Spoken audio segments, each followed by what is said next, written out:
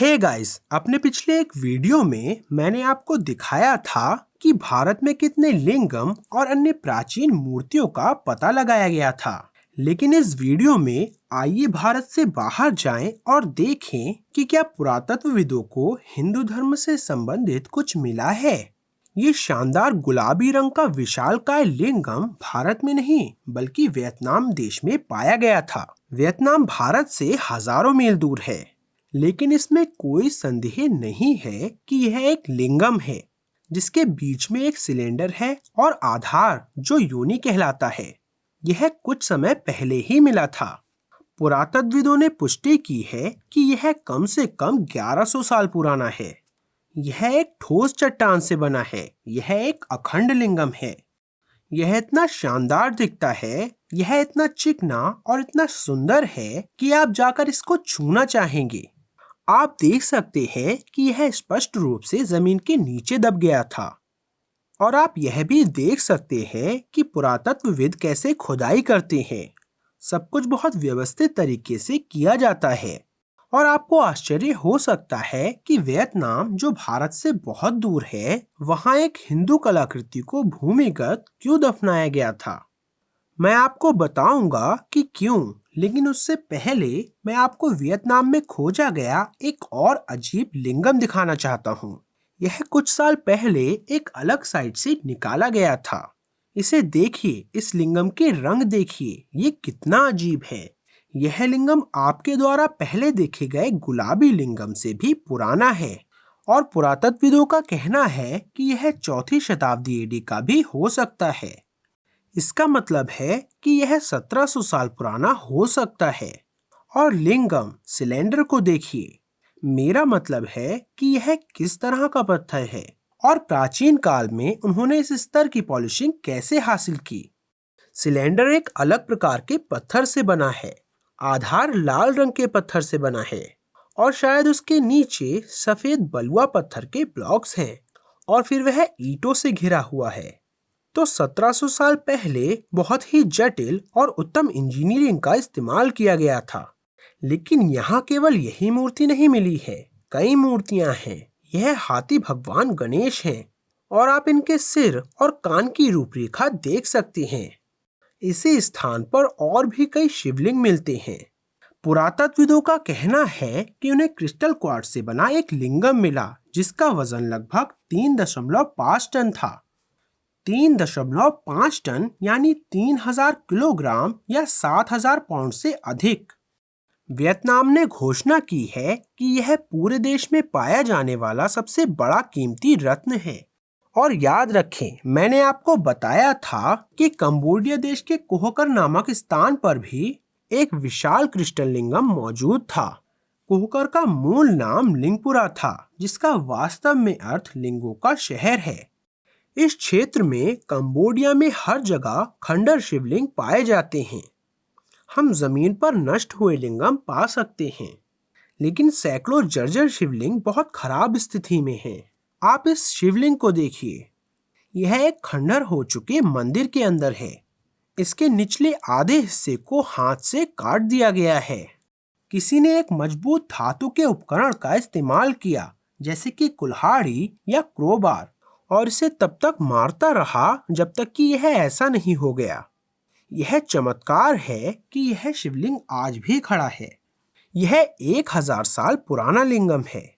ऐसी कीमती प्राचीन कलाकृतियां कंबोडिया में पूरी तरह खंडर अवस्था में पड़ी हैं। कोई भी इस लिंगम के पास नहीं जा सकता क्योंकि मंदिर का प्रवेश द्वार ही बर्बाद हो गया है। अब इस क्षेत्र में न केवल जमीन पर लिंगम है, बल्कि कई लिंगम भूमिगत भी दबे हुए हैं। मैंने आपको कंबोडिया में विशाल लिंगम दिखाए हैं। ये विशाल लिंगम हैं, लेकिन हाल ही में वे जिन लिंगमों की खोज कर रहे हैं वे आश्चर्यजनक हैं। इसे देखिए, यह हाल ही में जंगल में पाया गया था और यह लगभग 1000 साल पुराना है। यह संरचना क्या है? यह बहुत संभावना है कि यह एक लिंगम के लिए एक योनि या आधार है। देखिए, इस पर कितने लोग खड़े हैं। तो इस लिंगम के आकार के बारे में सोचिए। मूल रूप से केंद्र में चौकोर छेद के अंदर एक विशाल सिलेंडर रखा गया होगा। यह शिवलिंग आसानी से जमीनी स्तर से करीब 20 फीट ऊंचा रहा होगा। मैंने आपको बार बार दिखाया है कि सिलेंडर हमेशा बाद की सभ्यताओं द्वारा नष्ट किए गए थे। इस शिवलिंग को भी विशेष रूप से नष्ट कर दिया गया था। कंबोडिया हर महीने कम से कम एक नया लिंगम खोज रहा है। इस लिंगम को हाल ही में खोजा गया था। कंबोडियाई भी कई हिंदू कलाकृतियों का पता लगा रहे हैं। यह एक कछुआ है जिसे संस्कृत में कूर्म के नाम से जाना जाता है। यह कुछ हफ्ते पहले मिट्टी में दफन पाया गया था। प्रश्न पर वापस आते हैं, ये लिंगम और अन्य हिंदू कलाकृतियां भारत से बहुत दूर क्यों पाई गई हैं? मेरा मतलब है कि कंबोडिया और वियतनाम भारत से हजारों मील दूर हैं। ये देश भारत के साथ अपनी सीमाएं भी साझा नहीं कर रहे हैं। तो ये हिंदू संरचनाएं यहाँ क्यों पाई जाती हैं? संक्षिप्त उत्तर है कि प्राचीन काल में वियतनाम और कंबोडिया एक ही हिंदू सभ्यता के अंग थे।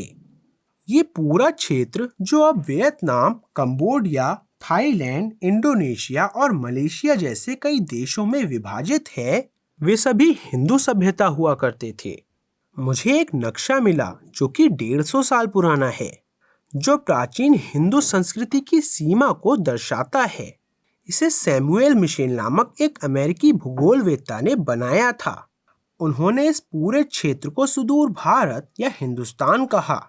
यदि आप इसे देखें तो वह दिखाता है कि कैसे हिंदू संस्कृति का विस्तार लगभग पूरे दक्षिण पूर्व एशिया में था। तो यही कारण है कि पुरातत्वविद इस क्षेत्र में इतनी सारी हिंदू कलाकृतियों का पता लगा रहे हैं। अब मैंने आपको जो कलाकृतियां दिखाई वे इस क्षेत्र के केवल नमूने हैं। उदाहरण के लिए मैंने मलेशिया जैसे कुछ देशों को छुआ तक नहीं है। मलेशिया ने सैकड़ों लिंगमों का पता लगाया है। यह बुजांग घाटी में पाया गया था और उन्हें बहुत सारे पेडेस्टल या योनि भी मिली थी। उनमें से अधिकांश अब संग्रहालयों में रखे गए हैं, लेकिन सिलेंडर वाले सभी हिस्से गायब हैं। यह मलेशिया में पाया जाने वाला एक और हिंदू आधार है। यहाँ मूर्तियां और यहाँ तक कि मंदिरों के कुछ हिस्से जैसे स्तंभ भूमिगत पाए गए हैं। मानिए या ना मानिए, मलेशियाई पुरातत्वविदों का कहना है कि उन्हें दक्षिण पूर्व एशिया में सबसे पुरानी मानव निर्मित संरचनाएं मिली हैं, जो 110 ईस्वी पूर्व की हैं, जो कि 1900 वर्ष से अधिक पुरानी हैं। और वहाँ बहुत सारे मंदिर भूमिगत पड़े हुए हैं जो मलेशिया में खोदे जाने की प्रतीक्षा कर रहे हैं।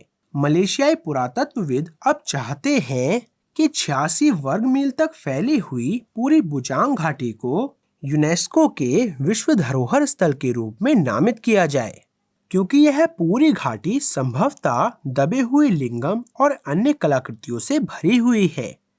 यदि आप वास्तव में इसके बारे में सोचते हैं तो यह बहुत भ्रमित करने वाला है। हम इतने सारे लिंगमों को भूमिगत क्यों पा रहे हैं?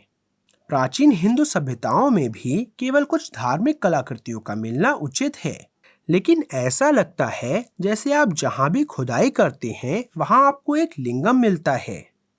विशेषज्ञ यह भी पुष्टि करते हैं कि कई बार जब स्थानीय लोग अपनी जमीन खोदते हैं और एक लिंगम पाते हैं तो वे चुपचाप इसे नष्ट कर देते हैं, क्योंकि वे नहीं चाहते कि उनकी भूमि पुरातत्व विभाग द्वारा कब्जा कर ली जाए।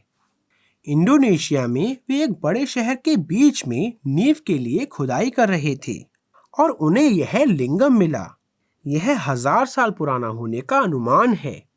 पुरातत्वविदों का मानना है कि इस पूरे क्षेत्र के नीचे संभवतः और भी अधिक लिंगम दबे हुए हैं, लेकिन वे इस क्षेत्र की खुदाई नहीं कर सकते हैं। इस स्थान पर एक विश्वविद्यालय और अन्य नई संरचनाएं बनी हैं। जमीन से निकाले गए लिंगमों की संख्या बहुत ज्यादा है और मैंने आपको इन खुदाई वाले लिंगमों का केवल एक छोटा सा अंश ही दिखाया है। यदि लिंगम केवल धार्मिक संरचनाएं हैं तो आप इसे हर जगह खोदकर नहीं पाएंगे। इन्हें इन संख्याओं में नहीं मिलना चाहिए। तो लिंगम हर जगह भूमिगत क्यों पाए जाते हैं? क्या यह संभव है कि कोई वैज्ञानिक कारण हो कि प्राचीन लोग हर जगह इन लिंगमों का उपयोग कर रहे थे? कृपया मुझे अपने विचार कमेंट सेक्शन में बताएं। मैं प्रवीण मोहन, देखने के लिए बहुत बहुत धन्यवाद। सब्सक्राइब करना ना भूलें और सभी अपडेट्स पाने के लिए घंटी के बटन को भी क्लिक करें। कृपया इस वीडियो को लाइक करें और अपने दोस्तों के साथ शेयर करें और मैं आपसे जल्द ही बात करूंगा। बाय।